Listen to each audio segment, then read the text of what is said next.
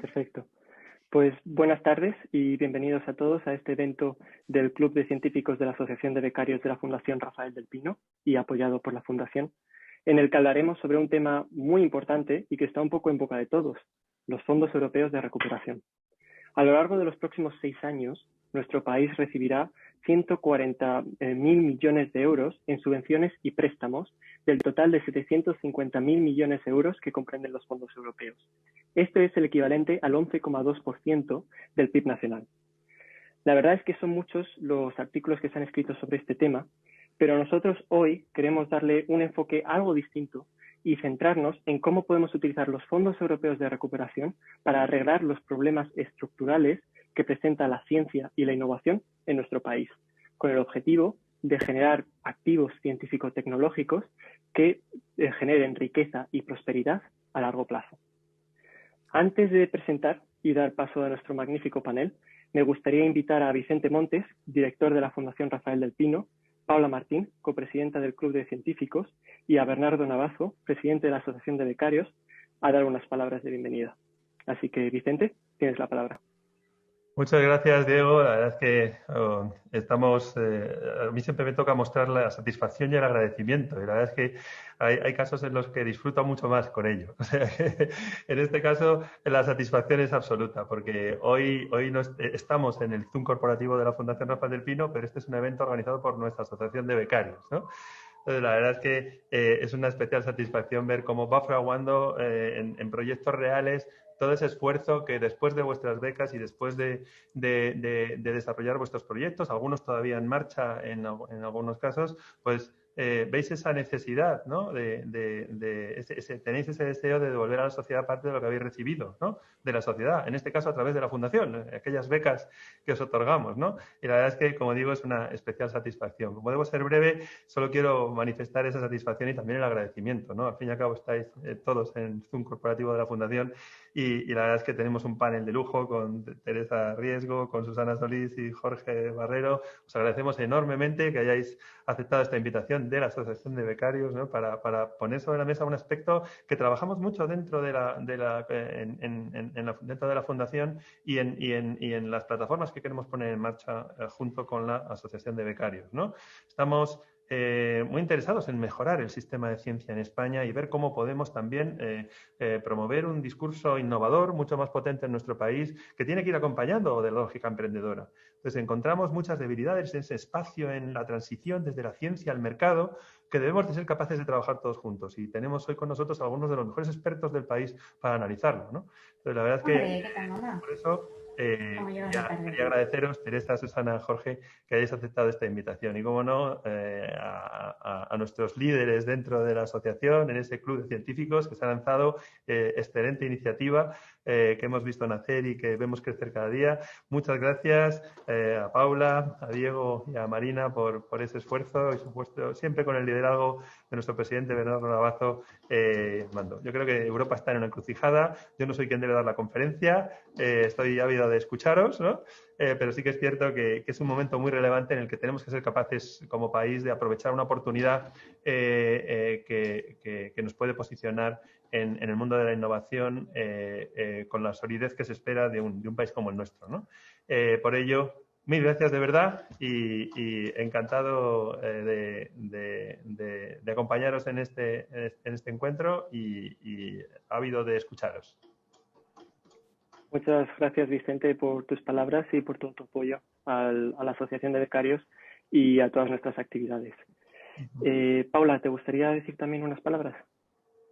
Sí, muchas gracias, Diego, y muchas gracias, Vicente, por la introducción y por todo el apoyo. Yo quería dar una breve introducción al marco o al contexto en el que nos encontramos hoy.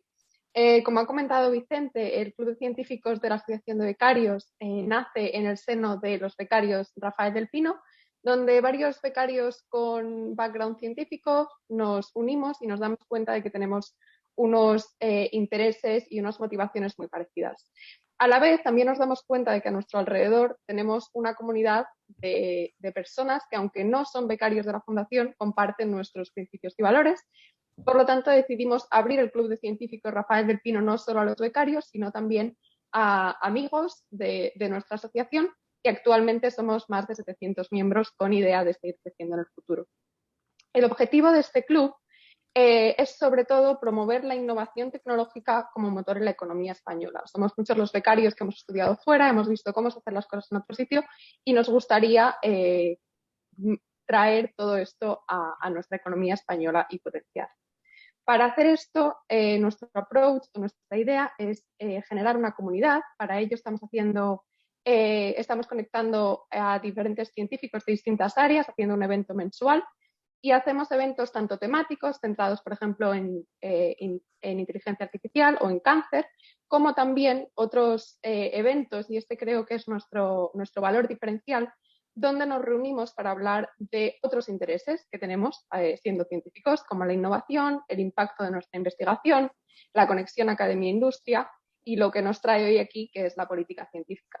Sabemos lo importante que es la ciencia para la política y también la política para la ciencia, y por eso Diego lidera esta serie de encuentros donde debatimos. En diciembre hablamos de la evidencia científica para guiar las decisiones políticas que se tomaron en la gestión de la pandemia, y hoy vamos a hablar del tema del momento, ¿no? Que es la gestión de los fondos europeos. Entonces, bueno, este es un poco el contexto en el que nos encontramos, no es arbitrario que estemos hoy aquí. Y si queréis formar parte de esta comunidad, sabéis que podéis encontrar el link a nuestra newsletter en la página web tanto de la Fundación como de la Asociación de Becarios. Y no quiero extenderme mucho más porque creo que estamos aquí para escuchar a los magníficos ponentes, que de nuevo os damos las gracias, y también gracias a todos los que estáis escuchando. Y con esto creo que ya estaría. Muchas gracias, Paula, por tu presentación del Club de Científicos. Bernardo, tienes la palabra. Pues muy buenas tardes a todos, y de la misma manera que mis otros compañeros han sido extremadamente breves, puesto que, como decíamos, lo más relevante aquí es escuchar a actores y actrices que están en esta pelea actual, fondos europeos, recuperación y creación de estas estructuras entre ciencia y el buen uso de los recursos. Con lo cual, únicamente ahondar en unas cuantas historias. Permitidme que me presente. Yo os trato de tú, puesto que ya nos hemos visto en varias de estas series, sobre todo todos los invitados que repiten una y otra vez a estos eventos. Me llamo Bernardo Navazo y tengo la suerte de presidir la Asociación de Becarios Rafael del Pino. Contamos con muchísimo talento joven que ahora mismo está formándose en el extranjero o acaba de regresar y está buscando su lugar bajo el sol dentro de nuestro ecosistema español. Y lo cierto es que dentro de esta multitud de talentos surgieron estas oportunidades de aprovechar el conocimiento que nuestros becarios y nuestras becarias estaban construyendo en el extranjero.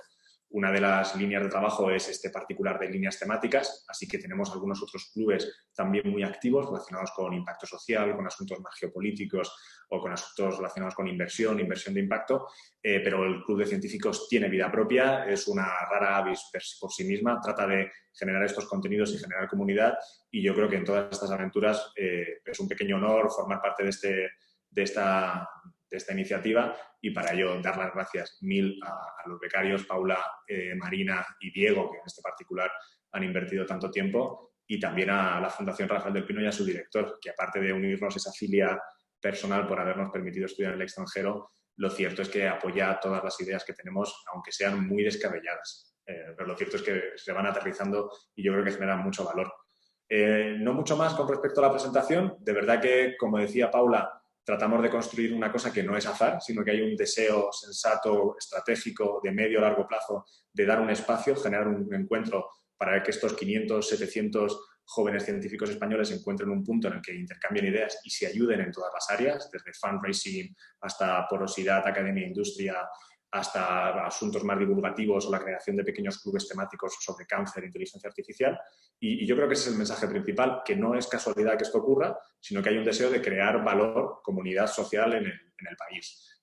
Tengo que decir que yo, que tuve la suerte de formarme en Estados Unidos, aprendí mucho lo que era la organización comunitaria, y yo creo que hay un deseo de replicar alguna de esas creaciones y que en España, alrededor de estos encuentros, generemos mucho valor social. No mucho más por mi lado en esta parte más introductoria, y sí que tengo que decir que había mínimamente aprovechado la posición de amistad que tengo con Paula, Diego y Marina para solicitarles que me dejaran hacer esta entradilla y más temática, y que sirviera un poco como una aproximación que me gustaría que se tratara en la discusión por estas tres personas tan involucradas en el policy making sobre ciencia. Y es este particular que, teniendo yo formación más relacionada con relaciones internacionales y geopolítica, tengo que decir que una de las grandes cosas que se hace siempre es leer mucho sobre la Primera y la Segunda Guerra Mundial. Y entonces, en la Primera Guerra Mundial, todos los libros que escribían sobre aquella época, me llamó mucho la atención siempre que había dos activos tecnológicos que en verano de 1914, cuando Alemania y Reino Unido deciden ir a la guerra, Reino Unido se da cuenta de que no tiene el control sobre ellos. Y eran dos particulares, era la producción de acetona y el magneto de Bosch. El magneto de Bosch en particular, los dos eran componentes que se realizaban en la parte del Imperio Germánico, y de repente Reino Unido se declara la guerra y se da cuenta de que no tiene ninguno de estos activos dentro de su propio acervo de producción.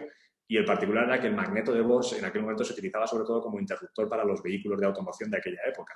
Y entonces Reino Unido se tira durante 2 o 3 meses en los que ve disminuir completamente su stock de interruptores para el parque automovilístico, porque no se ha dado cuenta de que tiene unas vulnerabilidades en su cadena de suministro, y en este particular vía este componente.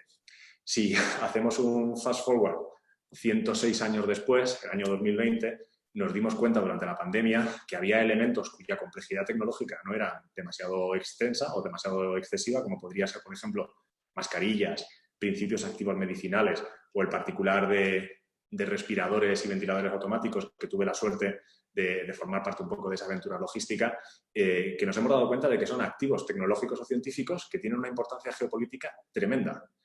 Y la perspectiva es que cuando Diego, Paula y Marina comentaron la posibilidad de realizar este evento sobre cómo podemos utilizar fondos europeos en línea con ciencia y emprendimiento, a mí, desde mi perspectiva geopolítica, me llamaba la atención seamos un poco maniqueo en las relaciones entre estados, y dentro de nuestro mercado único, que es una gran fortaleza a nivel europeo, cómo podemos con estos fondos construir ciencia que se convierta en activos geopolíticos o activos geoeconómicos que luego utilicemos en nuestra interlocución con terceros países, como fue el caso de respiradores, mascarillas o principios activos medicinales. Con lo cual, muchísimas gracias por permitirme esta pequeña extensión a los organizadores, y de verdad, gracias de nuevo a la organización, gracias de nuevo a los ponentes, y yo me quedo en un absoluto y total segundo plano escuchando vuestras intervenciones. Muchas gracias, Bernardo, por tu introducción y por tu comentario sobre geopolítica. Es muy interesante y espero que lo podamos tratar en la charla. Bueno, tenemos hoy el honor de contar con un magnífico panel, como ya habéis dicho antes en vuestras introducciones, a los que me gustaría presentar ahora con un poco más de detalle. Hoy contamos con Teresa Riesgo, secretaria general de Innovación en el Ministerio de Ciencia e Innovación. Es doctora en Ingeniería Industrial por la Universidad Politécnica de Madrid y catedrática de Tecnología Electrónica en la misma universidad. En julio de 2018 se incorporó en el Ministerio de Ciencia, Innovación y Universidades como directora general de I+D+I, hasta enero de 2020. En su etapa universitaria ocupó diferentes cargos en el ámbito académico, de investigación y de internacionalización, y sus líneas de investigación estaban relacionadas con los sistemas electrónicos inteligentes para IoT, la computación reconfigurable y el diseño de sistemas integrados. Contamos también con Susana Solís, originaria de Avilés, es ingeniero industrial por la Universidad de Oviedo e ingeniero de máquinas por la Fachhochschule de Osnabrück, Alemania, y tiene un Executive MBA en el Instituto de Empresa de Madrid y un máster de Gestión y Dirección de Marketing, también en el Instituto de Empresa. Acumula 19 años de experiencia profesional en varias multinacionales en Alemania, Mercedes-Benz, Robert Bosch, y en España, Rexel, Essilor y Johnson & Johnson, donde ocupa puestos directivos hasta su elección como diputada en la Asamblea de Madrid en 2015. Desde mayo de 2019 es eurodiputada en el Parlamento Europeo, en el Comité de Desarrollo Regional, Industrial y Energía, en Medio Ambiente, Igualdad de Género y en el Comité Especial sobre Inteligencia Artificial y Digitalización.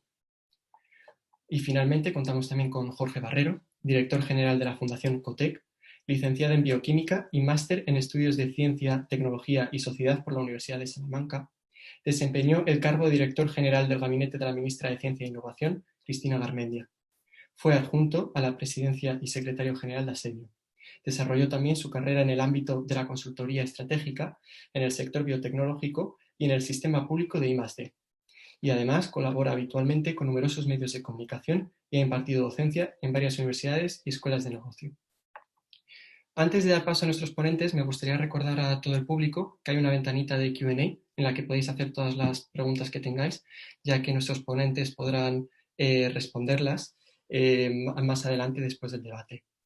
Y aparte de eso, muchas gracias a todos otra vez por estar hoy con nosotros y en especial a nuestros ponentes, a los que estamos muy agradecidos. Y sin más dilación, voy a darles paso. Teresa, ¿te gustaría empezar?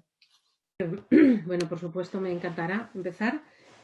Muchísimas gracias a la Fundación, desde luego, pero sobre todo a Diego, a Paula, Marina, que habéis organizado esto estupendamente y nos habéis mantenido ahí muy, muy al tanto de todo lo que teníamos que hacer, ¿no?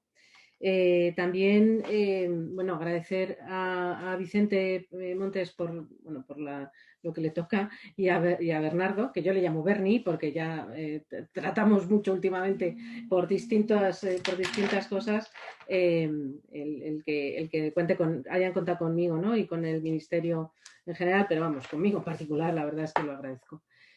Saludar a Susana y a Jorge, que luego tendremos una charla interesante. Bueno, hoy vamos a hablar aquí de fondos europeos, ¿no? De este temazo que todo el mundo está tan pendiente de y tantas mitos y fakes se oyen a veces en los medios, pero también que tantas dificultades que estamos viviendo, ¿no? Para definir o para acabar de definir nuestro plan de recuperación, ¿no? Voy a hacer una mini introducción, lo digo porque a lo mejor no todo el mundo está muy familiarizado con cómo está organizado. Este plan de recuperación inicial, que se llama Plan de Recuperación, Transformación y Resiliencia, y que en España, el Gobierno de España lo ha denominado España Puede, está dividido en 10 políticas palanca, en el caso español, en 30 componentes, que cada uno tiene una temática distinta que están dentro de esas políticas palanca. Yo me voy a referir aquí principalmente a uno de los componentes, aunque luego puedo hacer referencia a algunos otros con los que nosotros tenemos más contacto, pero hay algunos otros de los que la verdad es que tengo muy poco que decir porque sé lo mismo que hayáis podido leer vosotros en la prensa o hayáis leído en los documentos públicos, porque el plan es muy complejo. Y no estamos todos a todo porque sería una bobada, ¿no? Hay una política palanca que es que se llama Pacto por la Ciencia y Reforma del Sistema Nacional de Salud. Estamos ahí todos y en el que hay 3 componentes y hay uno que es el componente 17 al que me referiré principalmente, que se refiere a la reforma y fortalecimiento del sistema español de ciencia, tecnología e innovación. No, si no se llama así, se llama algo muy parecido, ¿no? En cualquier caso, el plan de recuperación está en todos los componentes, está orientado, es un fondo que al final lo que quiere hacer es transformar la economía del país dentro del entorno de la Unión Europea, dentro de esto que se viene a llamar Next Generation EU, que yo creo que es un nombre muy chulo, ¿no? Porque es la nueva generación de europeos, ¿no? Que luego Susana nos contará a lo mejor alguna cosa más que ya está en ese ajo. Y hay 4 ejes, digamos, fundamentales. Hay 2 ejes que son la doble transformación, la transición ecológica y la transformación digital, esa doble transformación muy orientada en Europa, que viene muy orientada desde Europa, más otros 2 ejes que son la cohesión social y territorial y la igualdad de género, ¿vale? Estas 4 cosas son, digamos, en todo bascula alrededor de esto. En nuestro caso, en el componente 17, es un componente que tiene un presupuesto asignado inicial. Inicialmente, no digo yo que esto vaya a quedar así porque todavía no tenemos la aprobación, ni siquiera está aprobado definitivamente en Consejo de Ministros, pero tiene una inversión aproximada de unos 3.380 millones de euros y está organizado, después de darle 40 millones de vueltas, también os lo digo, en 3 reformas y 9 inversiones, ¿vale?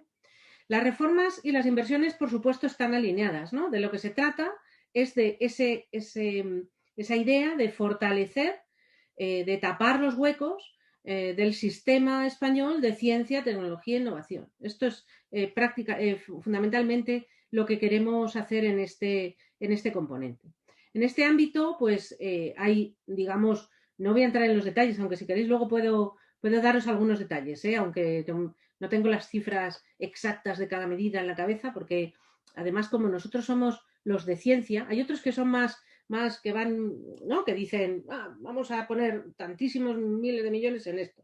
Nosotros no, nosotros vamos ahí al detallico y lo tenemos todo muy detallado y de hecho nos quejamos de que no nos dejan escribir todo lo que queremos para explicarlo todo muy bien y tal, porque somos más bien, bueno, ya conocéis este ámbito, tampoco os lo voy a contar.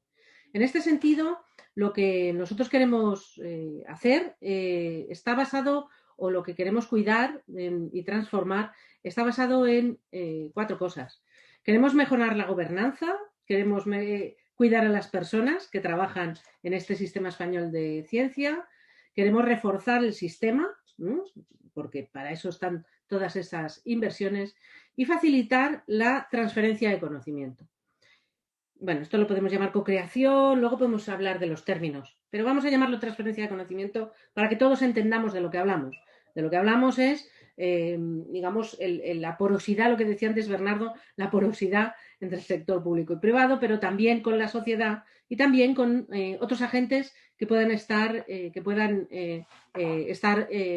interesados en o ser partícipes de los resultados de la investigación, ¿no? Y aquí estoy hablando de diversos ámbitos de eso.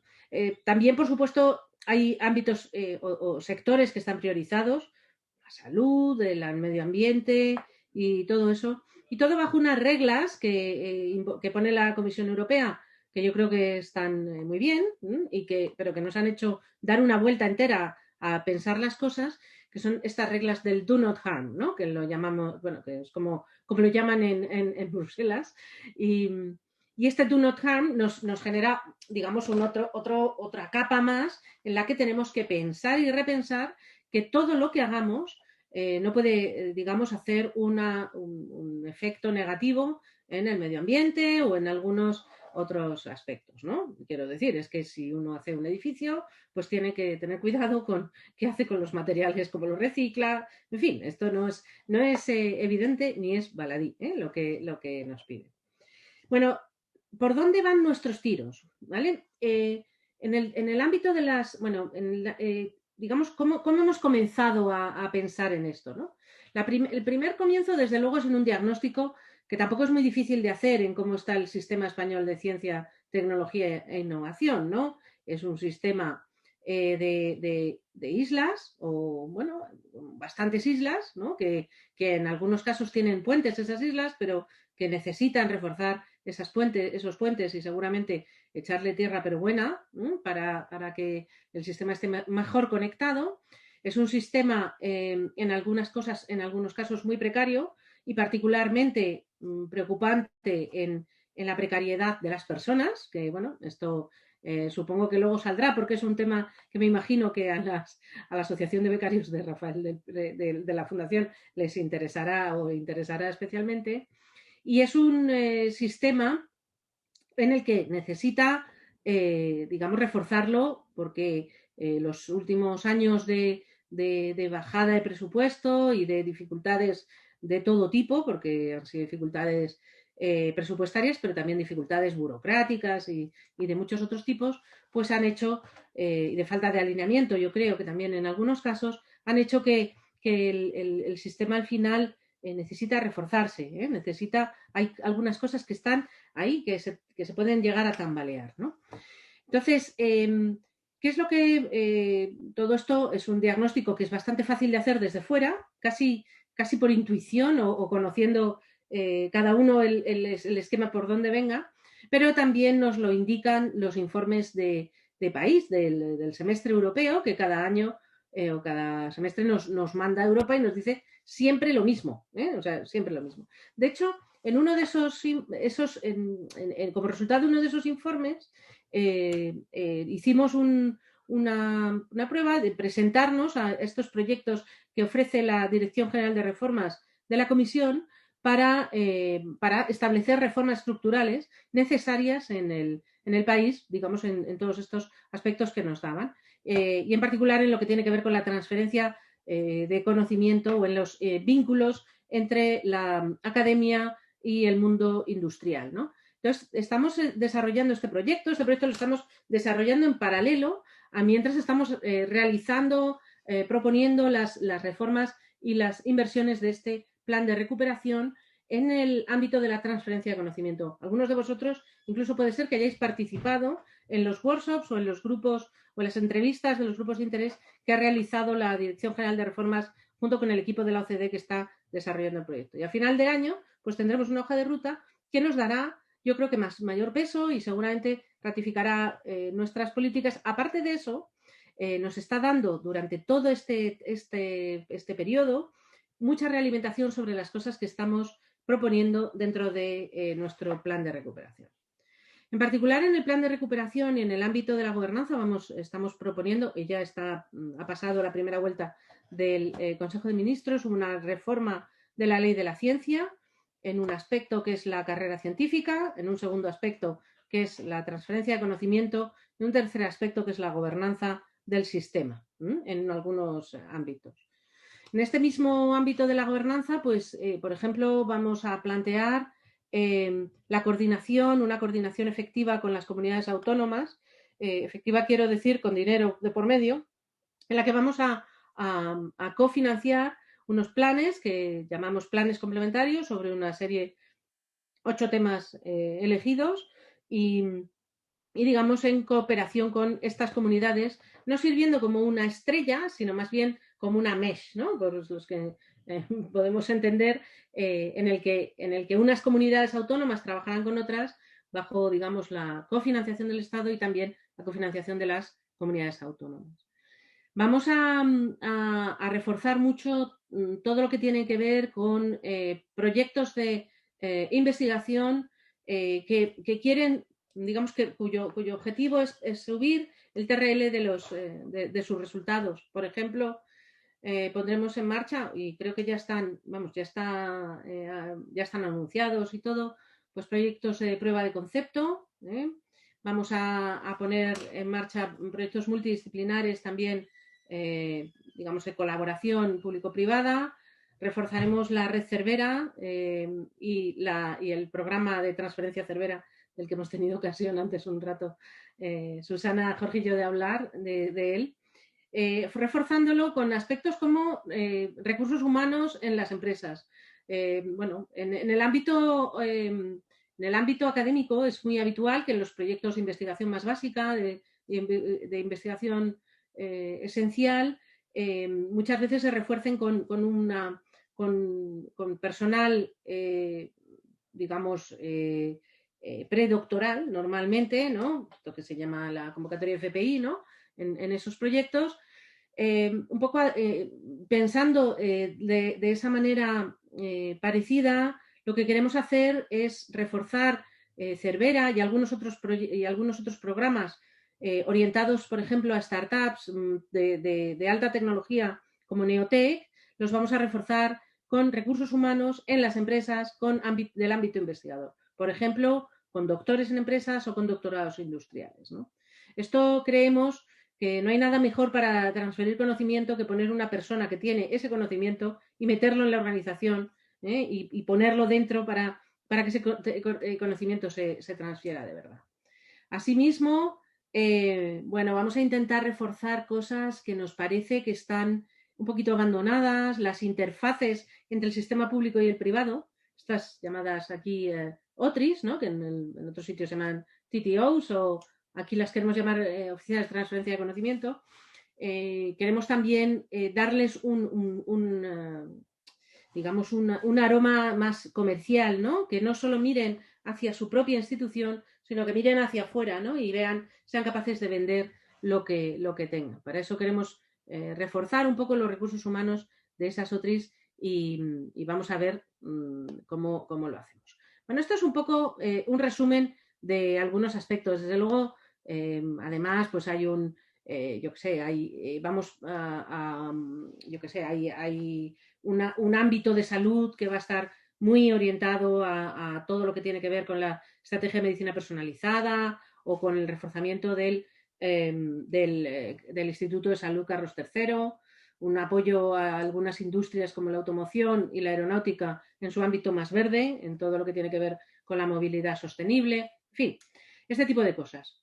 Lo que os digo es, claro, en ciencia e innovación tenemos una ventaja sobre algunos otros aspectos, y es que llevamos mucho tiempo y sabemos muy bien, y tenemos unas agencias que lo saben hacer muy bien, en cómo dar ayudas. Entonces, os voy a contar los 3 mecanismos de ayuda que vamos a usar, básicamente. Algún convenio con alguna institución habrá, pero no, lo normal o lo más habitual va a ser ayudas en concurrencia competitiva. Esto va a ser nuestro principal, la principal forma de establecer esas ayudas, que esto es lo que hacemos en la ciencia y esto ya sabemos cómo se hace. Vamos a hacer, hay una segunda parte que es la participación en capital riesgo a través de nuestra sociedad Invierte, que depende de CEDETI, que es una sociedad en la que es un fondo de capital riesgo público que coinvierte con inversores privados en empresas de alto riesgo tecnológico. O sea, no vamos a marketplaces o a cosas que digamos, pueden ser innovadoras desde el punto de vista del proceso o desde el modelo de negocio, sino a cosas con un riesgo tecnológico muy, muy fuerte, ¿no?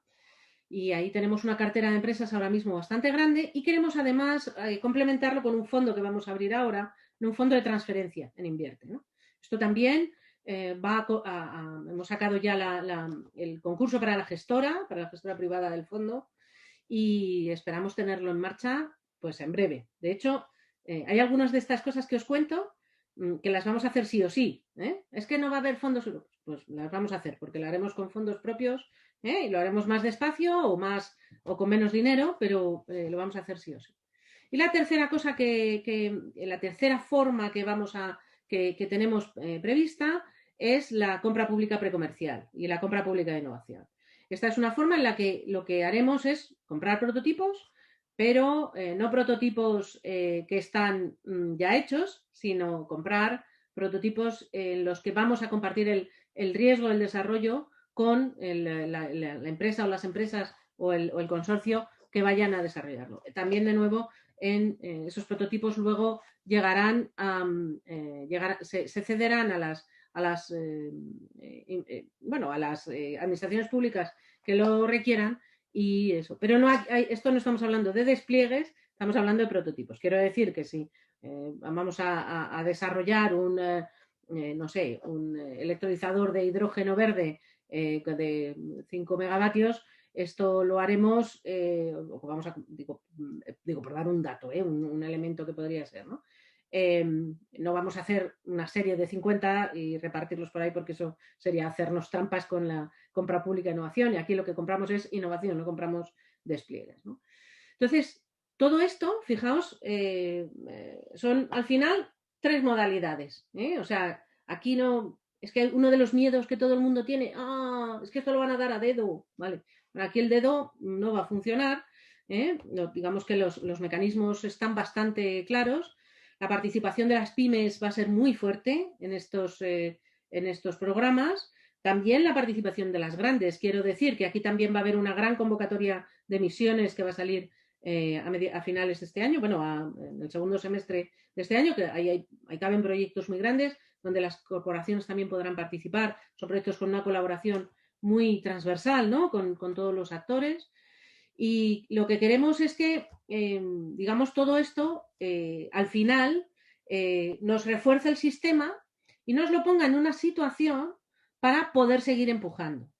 Quizás sepáis, y con esto ya voy a terminar, que como complemento a todo esto tenemos en marcha la negociación de un pacto por la ciencia y la innovación desde el gobierno, que está siendo ahora mismo, lo han apoyado pues más de 80 instituciones relacionadas con este ámbito de la ciencia y la innovación, y es un pacto que ahora mismo nos gustaría, lo vamos a empezar a negociar en un ámbito más político, en una subcomisión del Congreso que se va a poner en marcha ya, para hablar de la reforma de la Ley de la Ciencia y del pacto. Esta subcomisión ya está aprobada en el Pleno y vamos a ponernos, y bueno, contamos con que esto tenga mucho apoyo, porque lo que queremos en ese pacto es que esto no sea pan para hoy y hambre para mañana.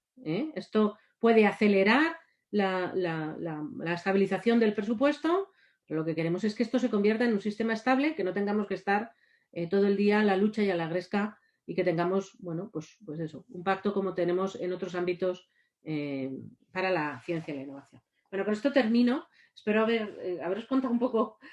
Es un poco deprisa, pero si queréis detalles, hay más cosas que no os he contado todo, claro. Muchas gracias, Diego. Perfecto, muchísimas gracias, Teresa. Es un gusto ver que desde el Ministerio estéis trabajando en tantos proyectos y la verdad que muchos de ellos son muy interesantes y espero que tengamos tiempo para hablar más sobre ellos más adelante. Me gustaría dar ahora paso a Susana. Susana, tienes la palabra. Bueno, pues muchas gracias. Bueno, lo primero, por la invitación a este foro, a la Fundación y sobre todo enhorabuena a vosotros por esta iniciativa. Yo estoy encantada de estar aquí porque para mí este debate une dos temas que me apasionan y además en los que he trabajado ya bastante. Por una parte, los fondos europeos, porque para mí ha sido una gran oportunidad el hecho de haber negociado aquí varios reglamentos de fondos. También es una satisfacción porque vemos cómo la política europea se traduce en medidas concretas para tu país. Y luego porque hablamos de política de emprendimiento y de ciencia y bueno, pues como ingeniera, pues os imagináis que soy una convencida de ello. Y además estoy viendo que Europa le está poniendo un foco estratégico después de todo lo que hemos aprendido con esta pandemia. Y lo primero que quiero deciros es que estamos en un momento de ahora o nunca para España. Los fondos son un mecanismo extraordinario que Europa nos ofrece para dar un salto extraordinario en nuestras reformas estructurales y asegurar con eso la competitividad futura de las próximas generaciones. De ahí el nombre de Next Generation. Y esto ha supuesto un paso gigante, ¿no?, en la forma de entender el proyecto europeo, porque a diferencia de lo que ocurrió en otras crisis, esta vez Europa supo reaccionar, sobre todo porque estaba en peligro la existencia de la Unión. Y desde el principio de la pandemia, en marzo, pues ya se empezaron a poner en marcha mecanismos para dar liquidez. Se lanzó la emisión de deuda del Banco Central Europeo, se lanzó otro fondo de respuesta urgente en el que yo trabajé, donde se liberaron todos los remanentes que había para financiar la sanidad y las pymes, se puso en marcha el SURE para financiar ERTES, pero aún así, la magnitud de la crisis se vio que esto no era suficiente. Y fue cuando entonces, en julio, se alcanzó el acuerdo, que es el que digo que se marcó un antes y un después en lo que es Europa, ¿no? La aprobación de este fondo Next Generation. Porque por primera vez Europa se endeuda de forma conjunta. Lo has dicho tú, Diego, 750.000 millones de euros. Nunca la Unión Europea puso tantos fondos al servicio de la recuperación económica y al servicio de los Estados miembros. Y de estos 750.000, bueno, ya lo sabéis, 140.000 en España, 70.000 a fondo perdido para invertir en proyectos que tenemos que definir hasta el año 2023. Y mi primer mensaje aquí es que hay dos puntos importantes, ¿no?, que a veces no hablamos tantos. Uno, estos fondos hay que devolverlos y estos fondos están condicionados. Como dice mi compañero Luis Garicano, nada es gratis, ¿no? Europa no es un cajero automático y los fondos Next Generation hay que devolverlos. Y como también su nombre indica, lo van a devolver nuestros hijos, desde el año 2027 hasta el año 2058. ¿Cómo? ¿Cómo se van a devolver? Bueno, pues como lo que llamamos aquí nuevos recursos propios, que es el nombre a nuevos impuestos que estamos estudiando aquí ya en Europa, como es el impuesto a los plásticos, a los servicios digitales o a las transacciones financieras. Y estos nuevos recursos es lo que tienen que autorizar todos los Estados miembros. Como podéis imaginaros, todos los países del sur los hemos acelerado ya para aprobarlo, está todo aprobado, y quedan los del norte, que son los más remolones, y entre ellos, bueno, pues lo que ha pasado con el Tribunal Constitucional alemán, que había parado este recurso, ¿no? Y decía antes que hay que devolverlos y que están condicionados. Condicionados porque para recibir los fondos, cada país tiene que presentar un plan nacional de recuperación o de resiliencia, como ahora les gusta decir aquí en Europa, y que, como antes decía Teresa, nos han indicado muy bien cómo se tiene que hacer. Por ejemplo, el 37% de todos estos fondos, de los 140.000 que recibamos en España, tiene que ir a proyectos verdes. El 20% de los fondos tiene que ir a proyectos digitales. Por ejemplo, no puede financiarse el gasto corriente. Tienen que crear empleo.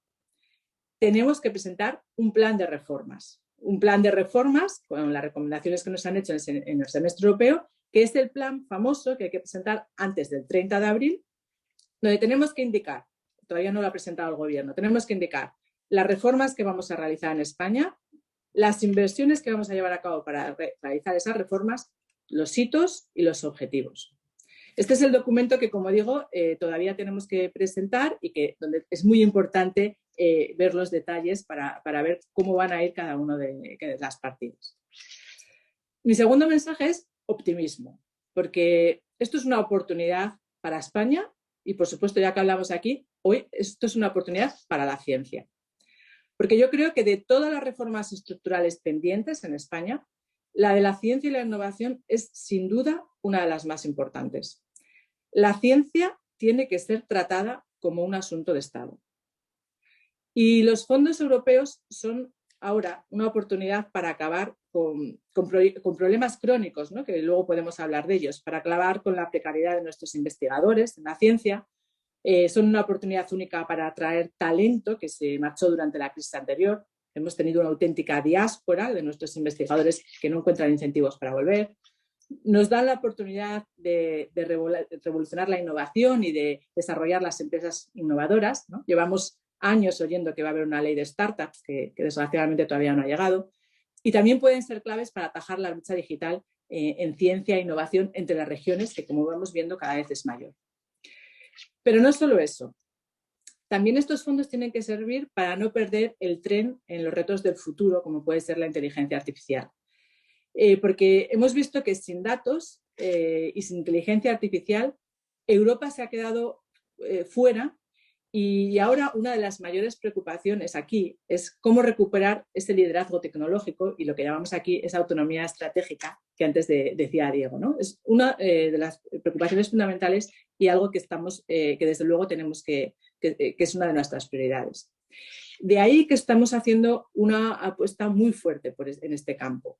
Y cuando hablamos de inteligencia artificial, luego podemos hablar, además de una regulación europea, necesitamos datos, necesitamos el espacio europeo de datos. Hemos visto que la economía de datos ha sido un fracaso durante la crisis. Necesitamos infraestructuras, necesitamos inversiones en supercomputadores, en ciberseguridad y también necesitamos atraer talento. Y ese esfuerzo inversor, que Europa no va a poder hacer, ¿no? Porque a mí siempre veo que, bueno, China tiene los datos, Estados Unidos tiene el dinero y, como decimos aquí, Europa tenemos las ganas de hacerlo bien. Ese esfuerzo inversor tiene que venir también de los Estados miembros y, por tanto, también tiene que venir reflejado en el plan de recuperación. Y mi tercer mensaje es que no nos olvidemos de los fondos ordinarios para financiar la innovación, porque yo ahora lo que estoy viendo es que todo el mundo habla de los fondos Next Generation. Hay mucha confusión y a veces nos olvidamos de lo que ya tenemos. Los fondos que nos vienen cada 7 años, los que nos van a venir ahora para el periodo 2021-2027. Y, por ejemplo, es el Fondo de Transición Justa o los fondos FEDER.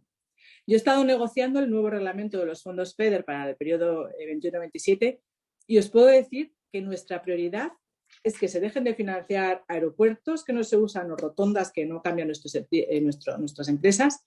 Y queremos, de hecho, se tienen que invertir a partir de ahora en innovación, en digital y en verde. Y esto tiene que ser una verdadera palanca transformadora para nuestras pymes. Y tampoco nos podemos olvidar de otros instrumentos que también están a disposición en Europa, como Horizonte Europa, donde aquí el Parlamento jugó un papel muy importante para que no se redujese el presupuesto, como pretendía al principio el Consejo. Tenemos los programas como el ERC, los nuevos instrumentos que se han fortalecido mucho, como el European Innovation Council. Por primera vez Europa va a entrar en el capital de las empresas altamente tecnológicas y con mucho riesgo. El Instituto Europeo de Innovación. En definitiva, los fondos Next Generation, pero también tenemos los fondos ordinarios. Y no tenemos excusa ahora para financiar más la ciencia en nuestro país. Y mi último mensaje, retos. Porque creo que este plan de recuperación solo va a funcionar si somos capaces de enfrentarnos a los retos que esto acarrea. Y el primero que a mí me preocupa, y me preocupa mucho, es que estos fondos se pierdan, que se desaproveche esta oportunidad. ¿Y por qué? Bueno, pues me baso en la experiencia. España es uno de los países europeos que peor ejecuta las ayudas europeas. Es el peor. Porque a día de hoy, las ayudas ordinarias, nuestro país solo ha gastado el 43% de los fondos estructurales, de los fondos ordinarios que teníamos para el periodo 2014-2020. Estamos a la cola de Europa y muy por detrás de países a los que antes les dábamos lecciones como Rumanía o Bulgaria. Entonces, os podéis imaginar ahora nuestra situación es que tenemos los fondos 2014-2020 sin gastar, los fondos 2021-2027 que nos vienen ahora para gastar, más todo el paquete de recuperación de fondos extraordinarios. Y todo ello para gastar en un periodo de tiempo muy corto, que son 3 años. Y a mí me preocupa, porque me pregunto si realmente tenemos los recursos humanos adecuados para poder planear y gestionar en tan poco tiempo esta enorme cantidad de dinero. Muchas de ellas se tiene que gestionar a través de las comunidades autónomas, ¿no? Porque tenemos 200.000 millones de euros, es decir, vamos a recibir el triple de lo que recibíamos hasta ahora, entre, como decía, el plan de recuperación y los fondos de cohesión tradicionales. Y mucho me temo que si no cambiamos nada, si las administraciones y gobiernos, los autonómicos, el de la nación, no cambian su forma de gestionar, pues parte de este dinero pues puede caer en saco roto. Y otro reto también que veo, que antes lo mencionaba Teresa, es la forma de gestionar los fondos. Porque hables con quien hables, se palpa la sensación de que todo el mundo se va a beneficiar. Y yo he recibido cantidad de consultas aquí de grandes empresas grandes, empresas pequeñas, de asociaciones, de ayuntamientos, de hoteleros, y predomina mucho la confusión, la frustración y sobre todo el temor ante la posibilidad de perder este tren. Y yo por eso siempre digo que necesitamos ser muy transparentes, necesitamos poner cauces transparentes, que la asignación se haga de forma clara, de forma inclusiva, que se tengan en cuenta a las grandes empresas, pero también a las pymes, que son las que componen la mayor parte del tejido productivo. Y finalizo, porque yo creo que ahora Europa ha hecho los deberes y ahora nos toca a nosotros, a España, estar a la altura. Tomemos la ciencia y la innovación, como decía antes, como un asunto de Estado, porque los fondos europeos pueden ayudar, pueden aportar recursos extra, pero no pueden hacer milagros.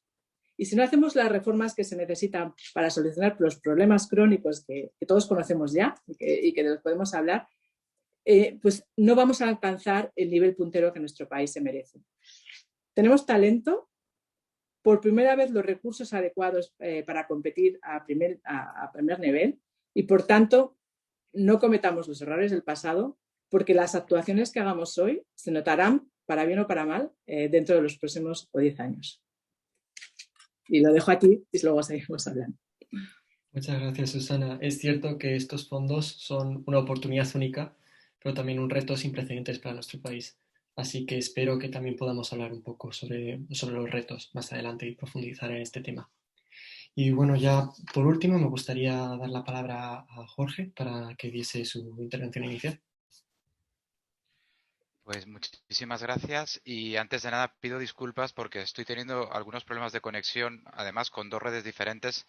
Espero que me respete la wifi y si no, pues bueno, pues ya mis compañeras seguro que se encargan de rematar la faena.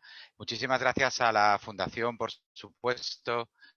Colega Vicente, enhorabuena por otro éxito de la Fundación, que es esta asociación de alumni, este club de científicos. La verdad es que es un gusto estar a resistir como bioquímico, a retomar el hilo de la anécdota que comentaba Bernardo sobre las dificultades que tuvo el Reino Unido para conseguir acetona en la Primera Guerra Mundial, porque tiene un final feliz la historia y además un final que nos enseña mucho sobre el poder de las redes de científicos expatriados, como sois muchos de vosotros, y también el poder que puede llegar a tener la ciencia en la política, ¿no? Quien resolvió el problema de la acetona fue un científico bielorruso que se llamaba Jan Weissman y que había tenido que emigrar de su país porque no tenía oportunidades, había estudiado en Múnich y finalmente recaló en una universidad británica. Él era judío y además un sionista convencido y lo que consiguió fue pues obtener acetona por fermentación de bacterias en lugar de por las fuentes naturales originales que necesitaban materia prima. Y bueno, ¿qué pasó? Bueno, pues que tuvo tanto éxito que lo que cuenta la leyenda es que el almirantazgo le preguntó cuando acabó la guerra qué premio quería por sus servicios al Imperio Británico, y él lo que pidió fue un Estado judío. Bueno, no sé si exactamente la historia fue tal como cuenta la leyenda, pero él fue el primer presidente de Israel, o sea que algo de influencia debió tener en la jugada. Bueno, ahora sí que acabo ahí el paréntesis y bueno, hablando del tema que nos ocupa hoy.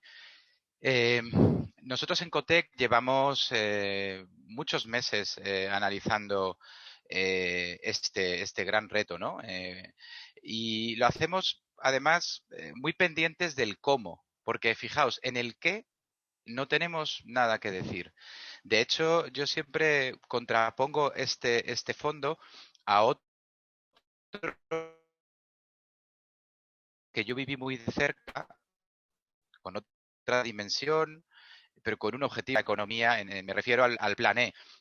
El Plan E que se lanzó en el año 2009. Sois muy jóvenes la mayoría, pero no lo suficiente como para no acordaros. Y además también sabréis que tampoco es que haya pasado a la historia el Plan E como un gran éxito de la política pública. Y hay que decir que entendiendo las razones que en aquel momento tenía o sea, si uno analiza lo que se intentaba, pues básicamente en un momento en el que se había parado la economía con unos problemas de desempleo muy agudos, pues se decidió apostar por una política de inversión, una política keynesiana, como lo es también este plan, pero en este caso el objetivo fundamental, y ese creo que fue el gran error, fue fijarse en el cortísimo plazo, en cómo podía crearse empleo de una manera muy rápida y además de una manera muy capilar. Y por eso, pues las famosas rotondas de los ayuntamientos. Es que era objetivo del plan, era colocar 11.000 millones de una manera rápida que pudiera frenar la destrucción de empleo, sobre todo en el sector más afectado, en el sector más importante de nuestro país, que era y es todavía la construcción, y además hacerlo de una manera capilar. En fin, bueno, eso fue el 95% del plan E, porque el otro 5% que no se conoce lo gestionamos el equipo que estábamos en aquel momento en el Ministerio de Ciencia e Innovación. Y he de decir que ese 5%, que fueron 500 millones, sí se invirtieron con una lógica muy parecida a la que tiene hoy el fondo Next Generation. Y de hecho, de aquellos 500 millones, pues, entre otras cosas, hoy en España tenemos un sincrotrón en Barcelona, tenemos un gran telescopio en Canarias y tenemos también proyectos que en aquel momento se pudieron financiar en un momento muy complicado para la ciencia. Y gracias a ese plan E, aunque no se conozca, el presupuesto de 2009 del Sistema Español de Ciencia y Tecnología fue el mayor de la historia y todavía estamos muy lejos de recuperarlo. Y esto, el próximo año, si se cumplen todas las expectativas, se superará esa cifra. Veremos a ver si somos capaces al completo. No sé si me estáis oyendo bien, porque aquí me pone que tengo conexión inestable. Voy a intentar cambiarme de red, a ver si por aquí lo consigo. Ahora te escuchamos bien. A ver, ¿ahora me escucháis mejor? Sí, sí, te escuchamos. ¿Sí? Sí. Bueno, no sé, es que no sé qué pasa, porque tengo la red del móvil y la wifi de casa y ninguna funciona bien. Bueno, como os decía, en el qué no podemos estar más de acuerdo. Todas las prioridades nos parecen bien, la educación, la ciencia, la transición energética, la transición digital. O sea, es que ni siquiera nos vamos nos vamos a detener en hacer comparaciones que yo he visto en la prensa recientemente, que si solamente el 5% va a ciencia o solamente el 5% va a sanidad. Bueno, en fin, es que todos son prioridades tan importantes y tan entrelazadas que a mí esto me da igual. Lo que no me da igual es el cómo, y en el cómo es donde creo que está el quid de la cuestión. Y ahí es donde yo quería trasladaros tres ideas, ¿no? Ninguna es una idea, digamos,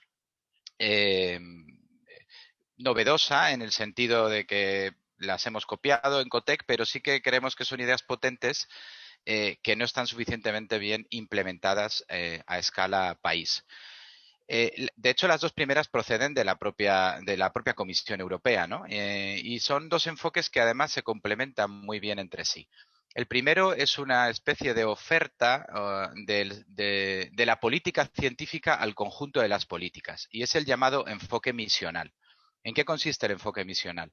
El enfoque misional, bueno, es un concepto que, bueno, además si leéis hoy un artículo en El País, digamos, la madre del concepto es Mariana Mazzucato, que escribe hoy en El País sobre el tema. Y lo que viene a plantear Mariana Mazzucato, y es una idea que compra el comisario Moedas en el anterior, queríamos redefinir la política científica y Jorge, creo que te estamos perdiendo. Jorge, a lo mejor podías apagar la cámara. Es que a lo mejor si te quitas la cámara, ¿no? Sí, Eso voy a quizás intentar ayude. quitar la cámara, ¿vale? Sí. Perfecto. Sí. Detener vídeo. La verdad es que lo siento muchísimo porque además es que no sé el origen. ¿Me escucháis más o menos? Sí. Vale. Está hablando del enfoque misional, de esta idea de Mariana Mazzucato que compra el comisario Moedas y que ahora se ha convertido en uno de los mantras más repetidos a nivel europeo y poco a poco también va calando a nivel país. A mí me parece que es una idea muy potente porque cambia dos cosas que han fallado generalmente en la política científica, que es la gobernanza y el relato. Cambia la gobernanza porque al final tú lo que haces con una misión es plantear un objetivo concreto en un tiempo concreto y con unos responsables concretos. Y colocas la ciencia como una herramienta al servicio de ese objetivo. Y cambia el relato porque de la manera en la que lo haces resulta comprensible para el ciudadano, incluso resulta apropiable por el ciudadano. ¿Cuál es el paradigma de las misiones? Pues es el programa Apolo. El programa Apolo que vamos, nace de un compromiso del presidente Kennedy para poner un hombre en la Luna y traerlo de nuevo a la Tierra sano antes de acabar la década de los 60. En esa carta está todo lo que una misión tiene que tener. Porque no es un compromiso de ampliar las fronteras del conocimiento espacial, ni que un hombre salga a algún lugar distinto, ni en cualquier momento, sino que se trata de ir a la Luna y volver antes de que acabe la década. Llevado, por ejemplo, al tema del virus, os veo parados y soy yo el que estoy parado, ¿no? Sí, te escuchamos. Llevado a la pandemia, podría ser algo así como que la incidencia en Europa o a nivel mundial del virus caiga por debajo de 10 sobre 1000 antes del año 2025. Yo creo que se está perdiendo una oportunidad para configurar los fondos europeos como misiones. Sé que hay parte de los fondos que van dedicados a convocatorias de misiones, pero debería haberse elevado muchísimo más ese nivel y haber convertido los fondos verdaderamente en una batería de misiones para Europa. Esa es la primera idea que quería compartir. La segunda es complementaria al enfoque misional y es lo que en Europa se llama el principio de innovación. ¿Qué viene a decir el principio de innovación? Bueno, pues es una reflexión que reconoce que cualquier cambio normativo, cualquier enfoque nuevo regulatorio, tiene algún tipo de impacto sobre la innovación, como lo tiene sobre el género seguramente o como lo tiene sobre el medio ambiente. Y de la misma manera que cuando se cambia una ley se hace una memoria para entender el impacto sobre el género, ese principio de no hacer daño, ¿no?, que comentaba Teresa, debería hacerse lo mismo con la innovación. No estamos hablando de que la innovación sea un principio irrenunciable. De hecho, hay momentos en los que la innovación a lo mejor ni siquiera es posible, o no toda la innovación es posible por cuestiones éticas o es geopolíticas, yo que sé, a lo mejor los rusos tienen unos misiles mejores que los aliados de la OTAN, pero no se lo vamos a comprar porque no está en nuestro marco, ¿no? Es un ejemplo, la innovación militar, donde, bueno, hay limitaciones o condiciones de contorno que impiden determinadas decisiones. Entonces, no estoy diciendo, por tanto, que las normas deben plegarse a la innovación como un fin último, pero sí que deben analizar el impacto que tienen en la innovación. Y ese es seguramente otra de las oportunidades de este plan. Comentaba Susana, no es un plan solo que incluye fondos, es un plan de fondos y de reformas. Y es en las reformas donde yo creo que están las mayores oportunidades para transformar estructuralmente las cosas, ¿no? Y luego, por último, una herramienta concreta, ¿no? Que en Cotec nos obsesiona y la estamos intentando difundir, y creemos que, de nuevo, el programa de recuperación es una gran oportunidad para extenderla. Es el concepto de sandbox o de espacio regulatorio de pruebas. Un sandbox es básicamente una excepción controlada y supervisada para que bueno, se puedan incorporar innovaciones que no están previstas en las leyes. Ninguna ley es capaz de anticipar el futuro, cada vez además el futuro es menos predecible, y si no tienes una flexibilidad para encajar cosas que no has previsto, pues normalmente te pierdes o sea, normalmente la innovación no ocurre porque, bueno, hay inseguridad para las empresas, también para los tomadores públicos de decisiones y finalmente para el ciudadano. ¿Por qué cuento esto? Porque, bueno, en España ahora ya hay un sandbox que es el relativo a las fintech en el Tesoro, en el que colaboramos desde Cotec, pero estamos trabajando en sandbox en movilidad, incluso en sandbox en el ámbito de la España rural, porque creemos que es una filosofía que en realidad podría estar imbuida en cualquier norma y en cualquier nivel de la administración. Y me parece muy interesante entender en ese sentido los PERTES como sandbox. Se ha hablado mucho de los PERTES como, bueno, primero, los PERTES van a ser una parte muy pequeñita de los fondos, van a ser muy pocos, pero no se han contado bien, yo creo, porque al final se han contado como pura financiación de proyectos, por supuesto, que incluyan cada... Pero sobre todo lo que son los PERTES, desde mi punto de vista, o la gran oportunidad de los PERTES, es precisamente ese aspecto de sandbox que tienen. Es decir, esas excepciones que les van a facilitar un poco su funcionamiento. Y sobre todo porque un sandbox es algo que tú utilizas para probar si algo funciona. Y si funciona, lo extiendes al conjunto de la política. Si verdaderamente los PERTES, con esa flexibilidad que les da el decreto, con esa excepcionalidad en el caso, por ejemplo, de la ley de contratos, de la ley de subvención, etcétera, si funcionan, el siguiente paso, evidentemente, es decir, lo que funciona para los PERTES, pues tendremos que generalizarlo para el conjunto de los proyectos, porque no tendría mucho sentido que si algo funciona, no pueda beneficiar a todos, ¿no? Bueno, lo voy a dejar aquí porque además no se me escucha bien, pero bueno, son tres ideas en las que estamos trabajando en relación a los fondos desde Cotec. Muchísimas gracias, Jorge. Muy interesante todo. La verdad que hemos tocado muchos temas y a mí me encantaría poder meternos en el detalle de todos, pero veo que no va a ser posible. Hemos hablado, por ejemplo, de la comercialización, de la investigación, de la transferencia tecnológica, de un poco de cómo fomentar la innovación radical. Luego también Susana estaba tocando también los retos de gestión de los fondos europeos, y luego Jorge ya está hablando un poco del cómo, de las misiones, sandbox.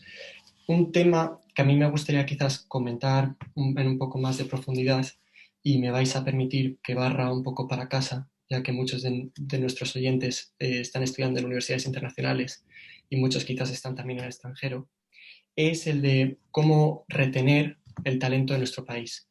Yo creo que el capital humano, nuestra gente, es uno de los grandes activos de nuestro país y, de hecho, el capital humano es uno de los 3 indicadores de innovación en los que España se sitúa por encima de la media europea. Pero uno llega a tener la sensación cuando está viendo las noticias o la televisión que cada vez que se hace un descubrimiento o una nueva innovación es siempre un investigador español en una institución extranjera. Entonces yo la pregunta que os quería traer es ¿por qué está sucediendo esto? ¿Cómo podemos traer toda esta gente de vuelta a España? ¿Y qué papel podrían jugar los fondos europeos? Sí, Teresa, adelante. Bueno, yo me siento un poco responsable, aunque esto es un tema que llevan más mi compañero, el secretario general de investigación. Nos sentimos un poco responsables de esto, ¿no? Bueno, yo creo que ha habido una sangría. O sea, yo como tengo muchos años y estaba en la universidad en la época buena, en la que España era un país atractivo para la ciencia, recuerdo cuando en mi laboratorio había muchos más extranjeros que españoles, pero no por nada, sino porque nos venían, teníamos, o sea, digamos, gente que venía de todos los países del mundo porque querían venir a investigar con nosotros allí, ¿no?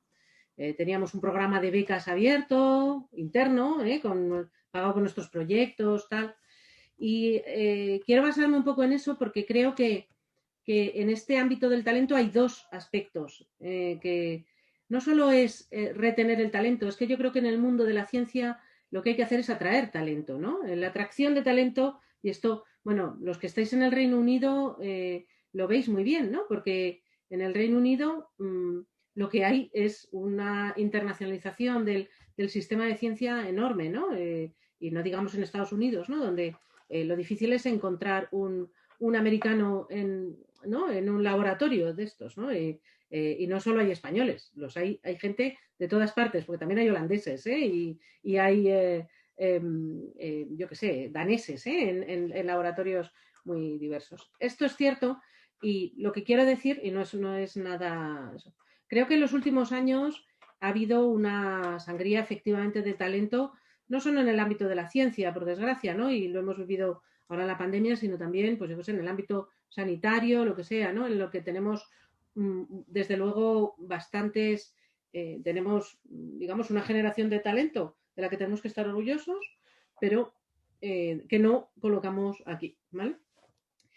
La primera cosa que yo quiero decir es que, bueno, una cosa que vamos a hacer es que vamos a modificar la carrera científica para que en el ámbito, sobre todo en el ámbito científico, los investigadores tengan contratos estables desde antes en su vida personal, porque ahora la estabilización en los OPIs, por ejemplo, se produce alrededor de los 42 años, ¿no? Claro, esto no es muy atractivo, porque, claro, si tú tienes 35, pues lo más fácil es que te vayas a algún sitio y no tengas estos contratos que a veces son un poco indecentes, ¿no? De alguna manera. Entonces, yo creo que ahí esa parte, digamos, la estamos modificando en la ley de la ciencia. En esta parte que he dicho del objetivo de refuerzo del sistema, va a haber un refuerzo en los fondos para esta nueva carrera científica que permita deshacer los tapones, ¿no? Por decirlo fácilmente.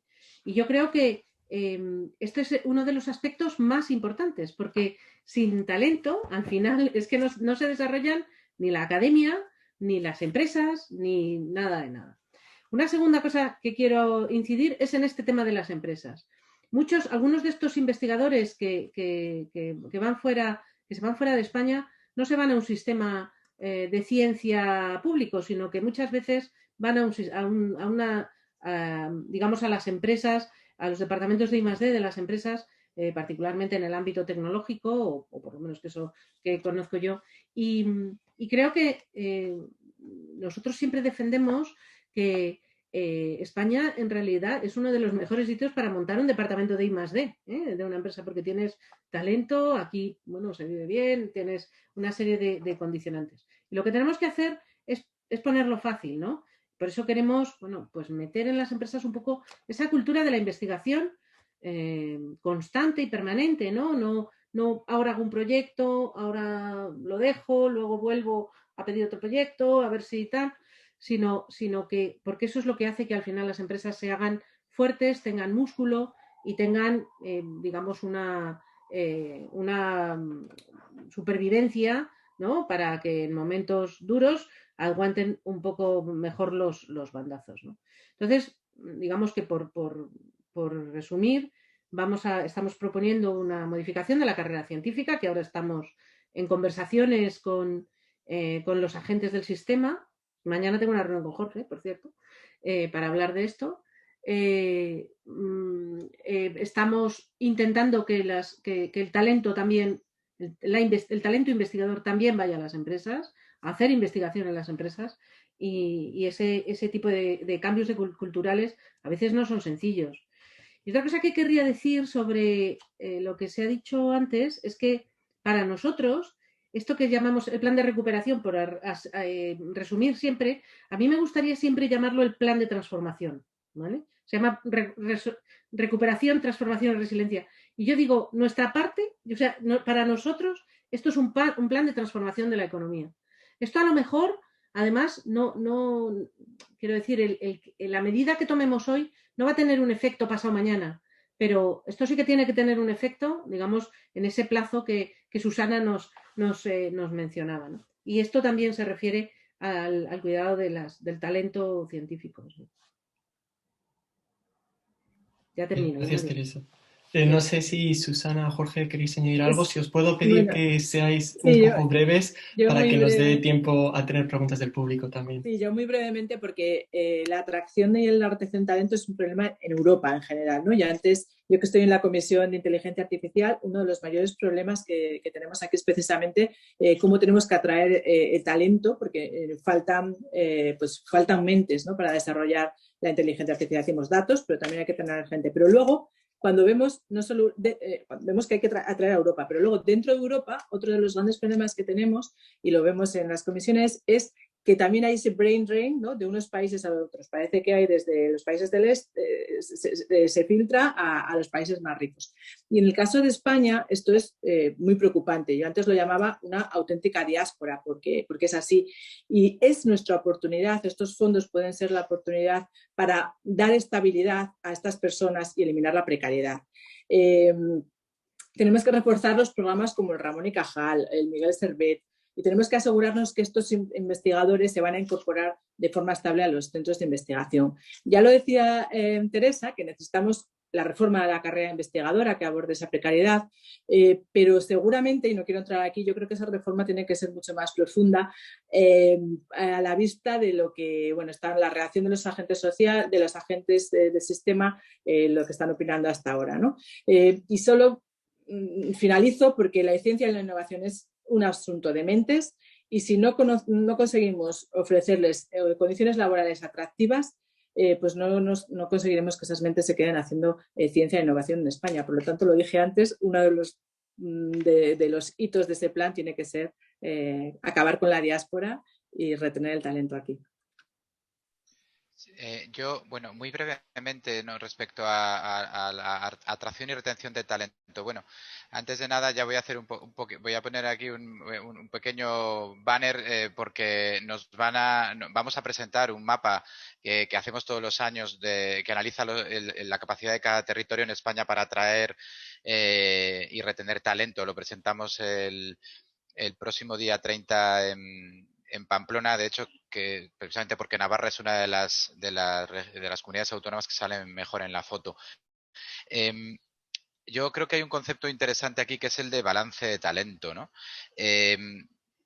Entiendo que las personas que estáis fuera, algunas que estáis fuera trabajando, queréis fenomenal y así tiene que ser. Futbolistas juegan fuera y no nos parece raro. Los que se han ido. El Weissman nunca volvió a Bielorrusia, creó un país él solo, ¿no? Que tiene todavía más mérito. El reto es ser competitivos para que venga talento, de donde sea, que compense el que se va. Yo creo que eso es, para mí, un principio de la política científica. No estar obsesionados en traer a los que se han ido, sino en que los que se vayan se compensen.